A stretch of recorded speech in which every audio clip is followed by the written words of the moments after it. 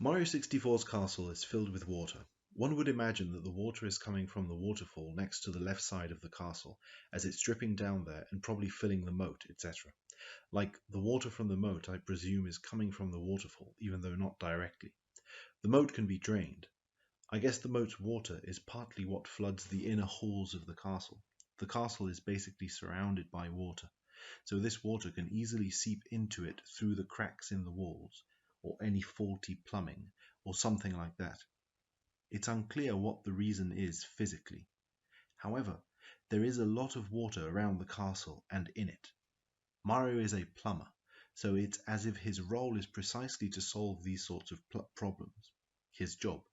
He is equipped and knows how to solve leaks and so forth, flooding issues in houses. It might be that he has been taken to the castle because his role is this. His role is to solve water problems. He comes out of a pipe that might lead down into the watery, soily depths and water underground, a place of water. But he leads himself to a castle, a place up in the sun. This castle is filled with things of all kinds. In fact, it's filled with probably every possible thing. There are deserts and pools of water and fiery volcanoes and etc. Why is it filled with so many things?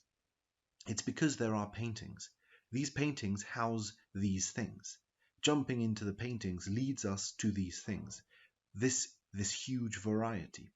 But these paintings are jumpable into because they're liquid. They are a liquid surface filled with a film that can be crossed like a body of water. From these paintings we extract stars. The castle is filled with water. It is filled with plumbing problems, or at least plumbing peculiarities.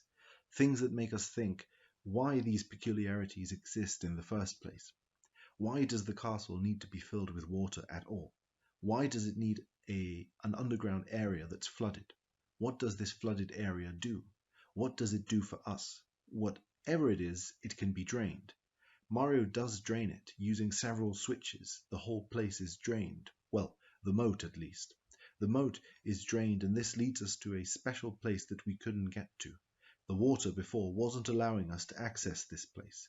So releasing the water seemed to have an effect like allowing us a passage, a way into a special place. It's like a portal or a door. The door needs to be opened by opening a body of water or letting it in, letting it be flooded and allowing us access. Letting us into the body of water. What before was a body of water totally impossible to access, now is a body of water that we can access. We can do it now. We can go in. We have done something. This castle is basically a dry place. It's not all filled with water. There are many rooms. When entering, there are rooms to our right. There is a painting of a bomb walking. It's a bomb that is a person. It leads us to a place of war. A war is being raged. This happens to the left of the castle, the room to the left. To the right is a room with a lot of aquariums and a painting that leads us to the sunken ship, a place of sunken ship and depth. In fact, this is the opposite of the room to the right, in that it leads us down to a world of depth, even ever deepening depth. The room to the right, however, led us to a mountain that spirals up, ever up, to the top where the king is. This king leads an army. To the right, there is a ship that has plundered treasure. We might imagine it's a ship which used to have a person in charge, a captain, and a troop of people at his command sailing down the waters. This captain is gone, however. Everyone seems to have either died or shipwrecked, disappeared. So the captain is not present. It's in the depths, the captain of the people. In the left side, the king of the people is there, alive and up in the top. The people march to his command and fight in his war. They are here, up in the mountain. This level, however, is very bright, filled with sun. The other level is dark, in a world of darkness. The levels above them are, to the right, Thwomp's fortress. This is a castle with a king. This time he's on the right. To the left is another mountain, but this time it's a mountain that we climb down. We appear at the top of it and are tasked with descending it, going down deeper into a deeper level of reality. Whereas in the right, we were climbing to see the king. This is an inversion between the levels. First level is about climbing up, then another one is about swimming down, then another one is about climbing up, and then another one is about sliding or climbing down the mountain. We go down again. The painting room for the Jolly Roger level is dark. It is a dark room. Only sources of light come from the aquariums. These aquariums are like windows to other worlds. The whole duality makes me think that there is an order to this castle, a sort of way in which it is all organized to communicate something. Why is it communicating something? I guess in some sense because the ways these things seem to be organized is around thematic lines, lines that have to do with sun or darkness, height or deepness. The organization of the castle puts different themes around in two different orders, into different orders, creating organizations between these themes that might speak to a certain higher density theme. So the themes of darkness and depth seem to potentially be connected. I feel like one theme together with another theme starts to mean several things. They communicate a heavier message. It's like words being put together to say something. First we put the word hello, and then put it next to the word Mario, and it says something deeper than just the words hello or Mario. It says something specific, a specific meaning, a meaning that keeps getting more concrete as the words get connected to more other words, as if the castle were in fact a message. The themes in the paintings communicate a story, and this story is read as a sentence when we see them all together, lined up to form a word that's bigger than them individually as separate rooms or paintings, things Mario can't see on his own but lets others see for him. Anyway, let me speak.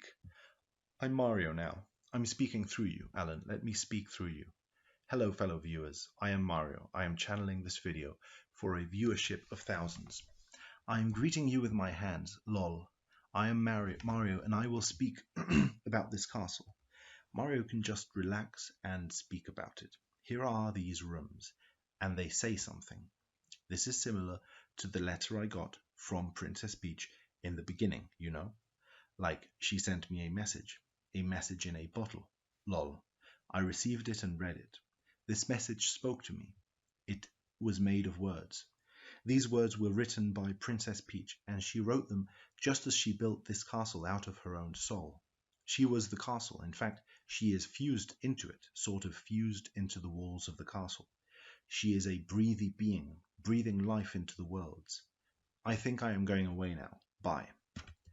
Okay, so Mario was there talking to me about the castle and how we thought probably that it was important that I talk to him about it and how he thinks it's probably a good idea to reflect on it or probably read it like a text. Yeah, read the castle like a text, analyze it, sort of like a text, like I'm writing now. This is the best format for studying this, I would guess. At least that's what it felt to me. Mario is in the shadows watching me now. He's sort of over there, crouching over, kind of angry, because he wants me to end this text.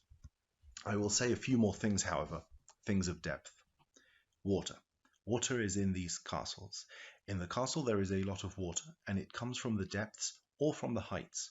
In fact, it comes from both places. Or wait, now, it doesn't. It doesn't come from both places. It comes from the heights. The waterfall rains down on the castle from above, from the up-top height bit of life.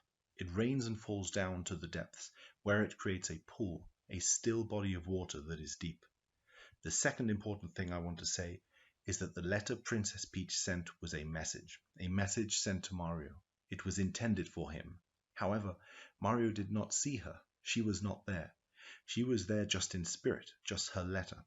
Just her words were there. Mario saw Princess Peach's life through the letters she wrote on the page. He saw she was real by reading her letter. That's the only way it was clear to him that this was real and it was happening to him. The princess was speaking to him, to a plumber.